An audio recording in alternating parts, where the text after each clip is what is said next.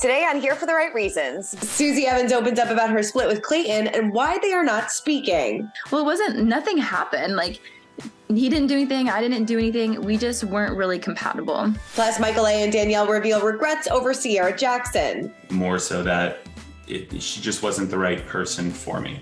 And I should have ended it really like that. And so for that, I apologize. And Johnny, Victoria, and Greg spill on their messy, messy love triangle. We've got that plus so much more on today's Here for the Right Reasons. Hey guys, Christina Garibaldi here with Us Weekly Deputy Editor Sarah Heron. And Sarah, you got a big interview this week with Susie. I'm so excited for everybody to listen to that and watch that because she goes in on her relationship with Clayton. Yes, we haven't heard much from Susie since they broke up at the end of September. She launched a blog and she, just seems to be has grown a lot from The Bachelor and was pretty candid about, some of their differences and what went wrong. So I know we'll get to that in a little bit.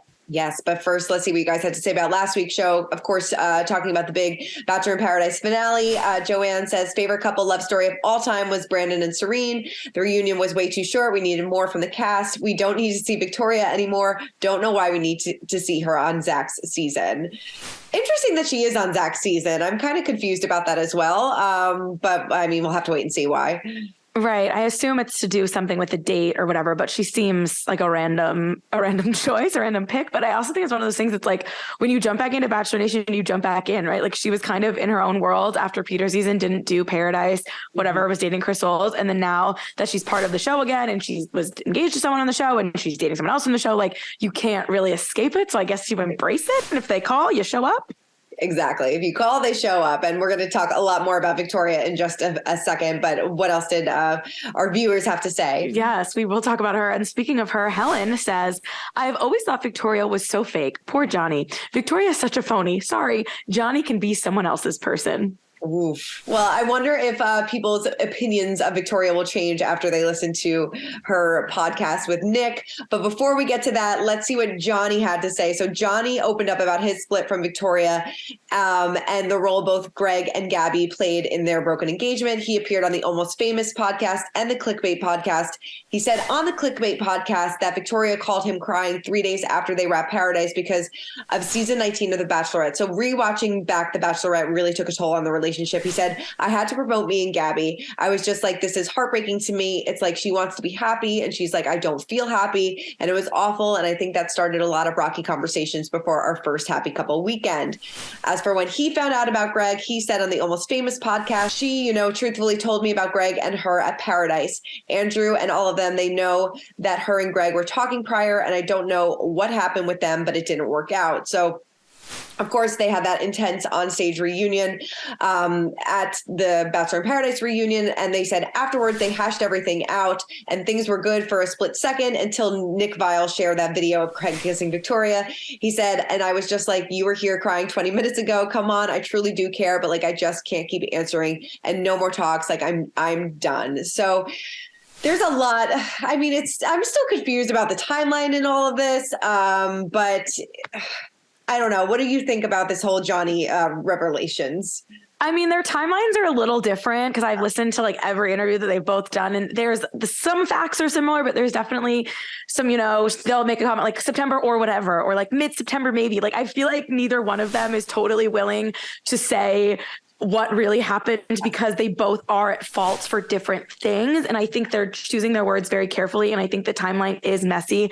And Victoria specifically knows that, it's going to look bad. And Johnny, I think, is trying, he has a narrative, she has a narrative. I think there's a middle ground. But from my understanding, the whole Victoria and Greg talking pre-show thing is so interesting to me because he was dating that girl from Paris. And she reached out to him in April and was like, are you going on Paradise? And he was like, no. And then he was secretly in the back of his mind hoping that she didn't get engaged to someone. So why were you still dating this French girl if you were so into Victoria? And why was Victoria going on the beach ready to get engaged? And she was so mad at Johnny for being on The Bachelorette saying he didn't want to be engaged. But then she was hoping Greg was going to be there. So they're all hypocrites. She also, she admitted on Nick's podcast that she reached out to Greg when they got back from Paradise to clear the air because they were going to be in the same social circle. So why is that okay, but not okay for Johnny to rewatch his season on The Bachelorette, even though he didn't end up with Gabby? There's a Greg-shaped cloud on this relationship from before they even got to the beach. And that's something I feel like Victoria and Greg refuse to admit. I'm not saying they cheated emotionally. I don't even know. Like, that's not for me to know. I wasn't there. But I think it would have gone a long way because there were certain parts of the interview I did with Victoria and Greg, which I know we're getting into, that I did feel bad for them. Yes. But other parts when I was like, okay, she still is like, I don't know. Some of like the way she like is talking or presenting herself, it's like eye roll. And I think a huge part of it is she wouldn't admit this Greg-sized cloud. Like, she left for Paradise wishing Greg was going to come. Greg was sitting in the Jersey Shore upset when he found out she was engaged.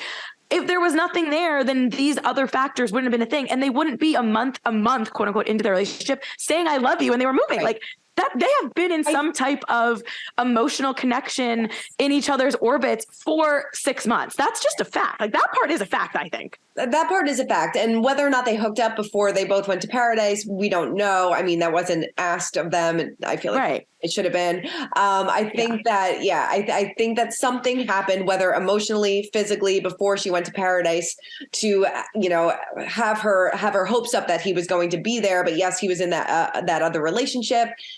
I'm still confused as to why she felt the need to reach out to him after Paradise ended. If you're happily engaged to somebody else and working on that relationship, you got to put that in the past. Right. And like, she goes into all the reasons that her and Johnny were so toxic, even when she was like broke down crying like an hour in and was like, why would I stay in a toxic relationship? I totally agree with that. Like, all of that part's like, her and Johnny should not be together. I agree. But like, just admit that, like, like Greg was in the back of your mind the whole time. Right. I'll read some of this before I keep going. But obviously they were on their side of the story on Nick's podcast. Nick is their friend. So, keep that as a grain of salt. She did stick to her story that 3 weeks after they stopped filming that their relationship was over in Victoria's mind. They obviously went back and forth a few times after, but they were no longer engaged going into all this stuff in August when she was at the party with Natalie and when he came to Nashville, and their engagement ended for Victoria, at least sometime over the summer. She said it was toxic from the beginning.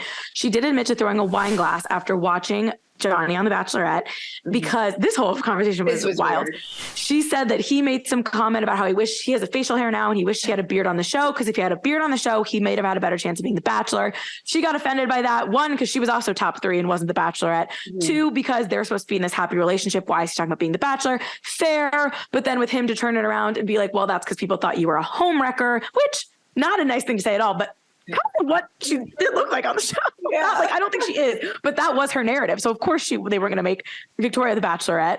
That's horrible for me to even say, but it's true. Like Johnny also, they wouldn't have made the Bachelor because his narrative was he wasn't ready. So both of them bad candidates for the lead of the show. First of all, she admitted to throwing a wine glass. She said it was so hurtful. I opened the door, I threw the wine glass and it shattered. We got a noise violation from the Airbnb they were at. So clearly, again, so toxic. Do not want these two together by any means. Definitely not. She claimed they went to couples therapy after Johnny called her the C word and that things were already over between them when he went to Nashville for his birthday in October, mid-September, October, sometime around there. They broke up, it sounds like 3 times, which that part I do kind of understand. Like, they broke up, but they were still talking. It kind of sounds like she was keeping her options open, but now she's saying, why would I have left? Why would I want to be in this? But like, maybe let him on a little bit, but also they sounded wildly not compatible. So it's messy. It's so messy. And I mean, I agree with, it's so hard. I see both sides, because I'm sure watching back The Bachelorette was really hard for her, because like you said, his narrative was, I'm not ready to get engaged. And 3 weeks later, because I'm pretty sure he went right from Bachelorette filming to Bachelor in Paradise. Yeah.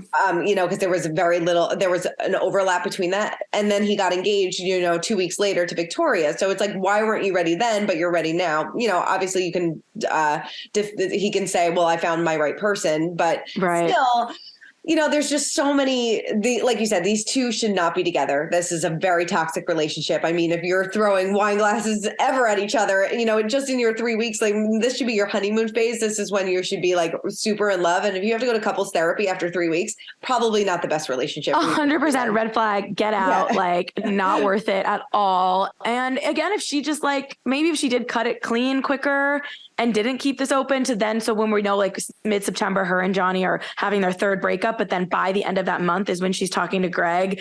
And then they, you know, met up sometime in Nashville, ambiguous about that timeline. We don't know when that was, early October, I'm assuming, decided maybe it's not worth it. Like, it's been a day, this is going to get backlash, but then could not live without each other, have to go to Rome. I mean, like, it's kind of crazy. Like, it's, and then like they said one thing, this is like, again, not the nicest thing to say, but they were like, we can sit in a room for days on end and feel comfortable with each other. It's like, well, it has been days. So I hope so. Yeah. It's literally only been days. It's been days. What was really funny to me though, is that Victoria rented out a studio so Johnny can do his rap career. Like, oh, let's talk about the career drama. Oh my God. I forgot about that. So Victoria said that Johnny told her on the beach that he like owned a bar, but then he became like a bar manager. Like, he was definitely maybe trying to like talk himself up. She felt like he was being disingenuous, kind of caught him in a lie about his career, tried to say it didn't bother her that, you know, he maybe didn't have the perfect career. It was giving Kate vibes. She did a little better job than just saying like, I don't want to be with a Lyft driver or whatever.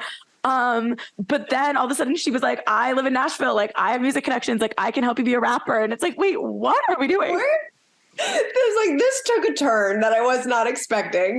We need Johnny and Logan, because I think Logan has like music too, and since he got all the crap, like to join forces and like become like the top earning influencers with rap careers or something, because they got like dragged by their respective partners for their alleged lack of ambition. And I mean, let's be honest, like everyone on this show is in influencer land. And I know they're all making different levels of money right now. They have different followings, but like, can we really be, can anyone from The Bachelor judge someone else from The Bachelor for their career? No, definitely not. Definitely not. Because, you know, like no matter what you did before Bachelor, like if you become like, you know, come out of this with people talking about you and people know your name and you get a lot of followers, that's going to be your new profession. You are now good for you. Yeah. Like, good for you. Make bank, do your thing. But like, don't hate on him, because now he's going to be famous and, you know, you're like, sorry, you were on the show when like you were the last season that I feel like was getting like numbers on Instagram, right. And maybe he's not there yet, but like, I don't know, that felt out of nowhere. And then she was trying to blame that for like the breakup. And I was like, I think you should have just left that part out of it and been like, we threw wine glasses at each other. Like, that should be enough for the breakup. I totally agree, Victoria. But like,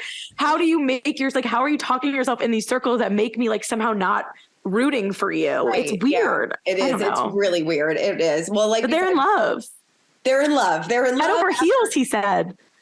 After just a couple weeks, they have matching tattoos. I mean, they're always going to remember this. So during the interview, when she just kept going, "Ciao, Bella," like, it's like, what did she know what to say? It's like, oh my God, what are we doing? Yeah, so cringe, so cringe. Well, like we said, these two people definitely should not have been together. Glad that they're going to kind of move on, and hopefully we can put this to rest now that they've both done their respective interviews. I think it will. It also, though, she was like, we were really protective of our relationship and like, we don't know, like whatever, like we're not going to share. They posted like 17 selfies and like, we knew they spent Thanksgiving together. Like, I just hate when people say that because it's a lie. It's a lie. Yeah, no, it really is.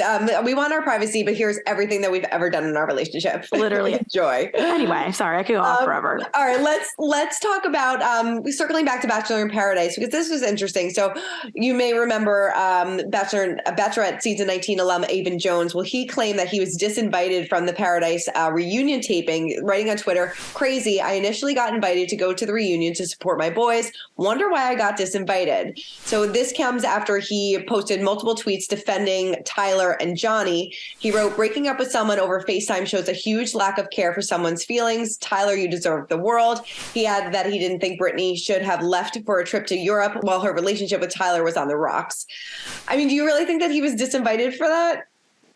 I mean, I don't know why he would say that. Maybe it was like they reached out to some people and then they didn't follow up. Right. Yeah. Versus like, oh, Aven, you are now like on the blacklist. Like, if you have the Warner Brothers lot, like you will be escorted out. Like, I don't know if it's quite that dramatic. I also wonder, like, you know, even on the podcast, Greg was saying, like, even up until 4 hours before he was on stage, he was trying to have them film him and Victoria not on stage and do it a different way. So I think there were a lot of moving parts at this reunion. And, you know, Gabby and Eric broke up like the day it was filming. So they were in the crowd. So maybe, unfortunately, because Aven wasn't like a present storyline, whatever they wanted him for, other people took precedent. It would be my guess, just because, I mean, the Gabby of it all probably was a big thing too. Oh yeah, definitely. I'm sure. And even Rachel being there, and then they're not really they never really followed up on dating. Yeah, maybe they wanted to follow up on that. And then they're like, actually, it's going to get cut anyway. So like, why push that narrative again? Because they did get backlash doing it the first time.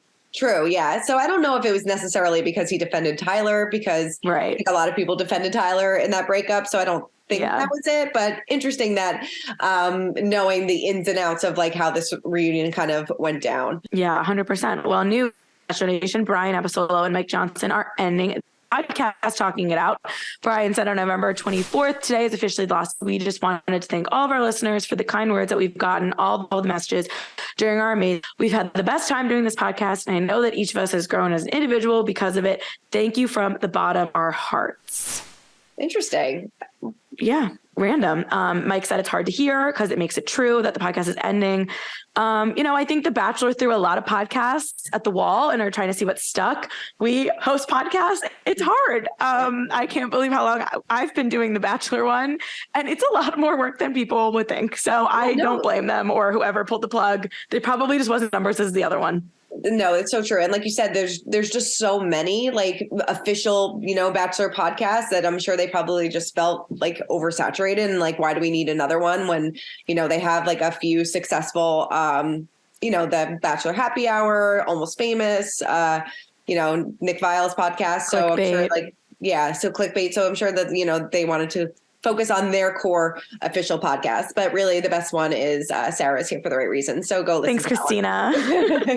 So go. Speaking of, you have a big guest on this week's podcast, Susie Evans, and we're going to have a sneak peek. But what did you guys talk about? Well, of course, I had to ask her about the breakup with Clayton. She wrote a blog post about it. It was pegged to her blog, so she did speak a lot about her blog and her current. She wrote about it on the blog and about how they were just not compatible and how she was Googling in the like, can you love someone compatible? Like that was this question. And like, was her sign. Like, why am I like Googling this? Like that should be my answer. So I asked her about that and where they stand. She tell me that they're no longer really speaking, but they had a recent interaction that was nice. So here's what Susie had to say about some of the Clayton stuff. One of your first posts was about breakups. And I liked that you wrote about Googling, can you love someone and not be compatible? I thought that was telling and interesting and probably relatable. Is that how you would kind of describe why maybe things didn't work with you and Clayton? You loved him, but you just weren't compatible. Yeah, I think that's like one of the big conclusions that I've come to. And I even think that was one of the things I struggled with in our relationship was that I kept I just kept having this feeling like, I don't think like at the root of who we are and like our expectations in relationships, I don't know that we are compatible. And I think that I struggled with feeling like it came natural, and certainly like not every relationship is going to be natural or easy. But I think that there were like I think it was like ultimately like expectations of like, what do you want in a partner? What do you want from yourself? And like all of those kind of things. And we just weren't really like aligned on those things. So I think it's tough. And I wrote also in that article on the blog where it's like, you really got to vet people before you fall in love with them, because when you fall in love with somebody, it doesn't matter if you're compatible, like you have love for them and you care about them. And then like making the decision to break up becomes even more complicated because you're like, I love you and I don't want to let go of you, but like, this is not good for us anymore. So, I think that ultimately is kind of the conclusion I came to. And it was good to be able to write it out in my blog and like express it in words. I would imagine that's what a lot of, speaking generally, Bachelor Nation couples go through, because the love is there and we watch that part and then it ends and no one understands these vague statements of it just didn't work and everyone wants this answer or wants to hear this like crazy whatever. But I think it's just like in that environment, in fairy tale land, it was great, but in real world, it wasn't. And I don't think there's any way to change that because it is a show at the end of the day and it is what it is. But I feel like that's more common than like the big explosive thing, but people want like specifics and answers and to hear something crazy happened. Exactly. And that's actually why we wanted to do that podcast specifically with Caitlin, because we both really trusted her. And we felt like if we did a podcast with her, we knew that neither of us were going to like get exploited or dragged or get any kind of questions that were uncomfortable. I mean, the whole thing's kind of uncomfortable, but like, we neither of us wanted to say anything that was going to make the other person look bad, because we both loved each other. Like we truly did feel love for each other at like a human level before even a relationship. So, I think it's true. Like people want to know. And I even see comments still where they're like, well, what happened? And I'm like, well, nothing happened. Like he didn't do anything. I didn't do anything. We just weren't really compatible. You also wrote, when I started to feel overwhelmed and got a desire to check up on my ex, I would intentionally not engage with those thoughts. Where do you guys stand today? Because I know you did leave that podcast like hoping to be friends, but knowing it might be difficult. It's been like 2 months. Do you still talk? Where are you guys? No, we don't. I think that I was like very open-minded to how it would look like. Like I pretty much told Clayton, I was like, I'm comfortable with however, this is going to work for both of us. Like I respect you and I love you and I don't want to do anything that's going to be harmful for you, whether that's staying in touch or not staying in touch, because I felt like ultimately we both kind of knew that we were not compatible. And I think for him, he was able to express to me that he didn't think it was going to be good to stay in touch. So we don't really keep in touch, but he did send me a really nice message, like, I don't know, a month ago maybe. And it was just like it brought me to tears. Like I was like, oh my God, like it was just really nice for him to say, like, I'm so grateful for like everything that you did for me in our relationship. And like, I've been able to reflect and I'm just truly grateful for the friendship that we had at the end of the day. And that meant a lot to me. So like, yeah, it was really, really nice to hear from him, but we didn't like catch up on the phone and we don't text or anything like that. But that was really meaningful and definitely heartfelt. And I could tell that he had like thought about it. And so that meant a lot. Very interesting. I was rooting for these two, but now doesn't really seem like they might be getting back together. Yeah, I don't think so. I think healing journeys after some trauma and discovering their needs, probably both can end up on top and be better for it, but just not right for each other. Not right for each other. Well, two people that hopefully are. Yes. Right for each other. Michael and Danielle, we have more from our chat with them. I had to bring up Sierra. You can see on my face. I was like, you guys were so lovely, but like, tell me about Sierra. So I asked, and here's what they had to say about that whole situation. I do have to ask you, this has been such a pleasant conversation, but I do have to ask you real quick about Sierra. Things seem to be kind of resolved at the reunion, but I know Twitter has had some words, and I know that you did a podcast with Caitlin, Danielle, that got some attention. Is there anything you guys wanted to clear up or say about that situation that you would do differently, or how you feel about it now?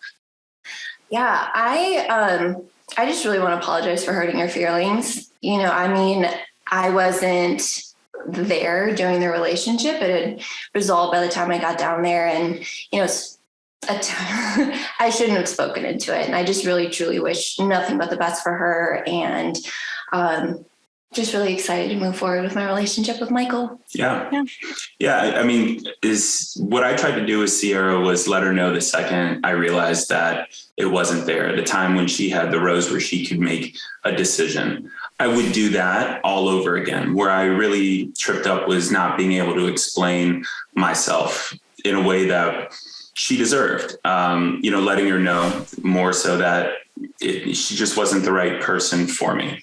And I should have ended it really like that. And so for that, I apologize. And I apologize to her at the reunion for that. And I wish her the best. I know she'll find love. She's a great person.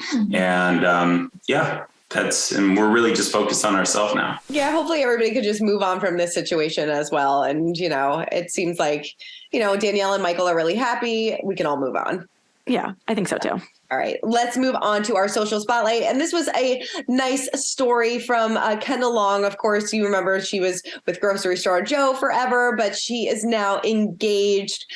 She posted several photos on her Instagram saying, "We're engaged. It's always been a heck yes with you, Mitch. I love your brain, your family. I pretty much love every single thing about you. So incredibly over the moon that we get to start our epic adventure together in a new country." So very excited for them. I feel like after the last Bachelor in Paradise for her, she definitely deserves this.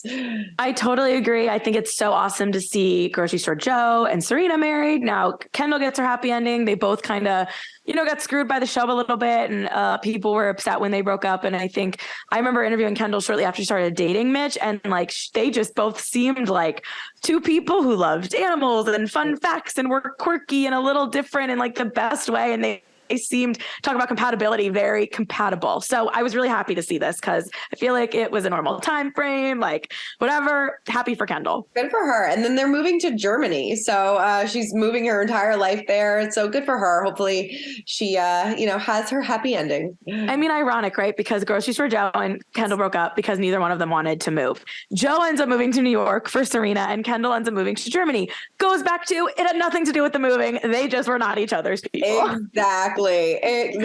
All right. Well, that is it for this week's episode of Here for the Right Reasons. Like we said, Sarah has her full interview with Susie on her podcast, Here for the Right Reasons. So definitely check that out. And like we said, each and every week, even though The Bachelor is not on, we will be here recapping all the news because the Bachelor Nation never sleeps. Clearly there's a lot because wow. I'm Clearly, I know, right? All right. Well, keep commenting, keep subscribing, and we'll see you guys next week. Bye. For more news, content, and exclusive interviews, make sure to hit the sub, like, and bell button down below and visit usmagazine.com.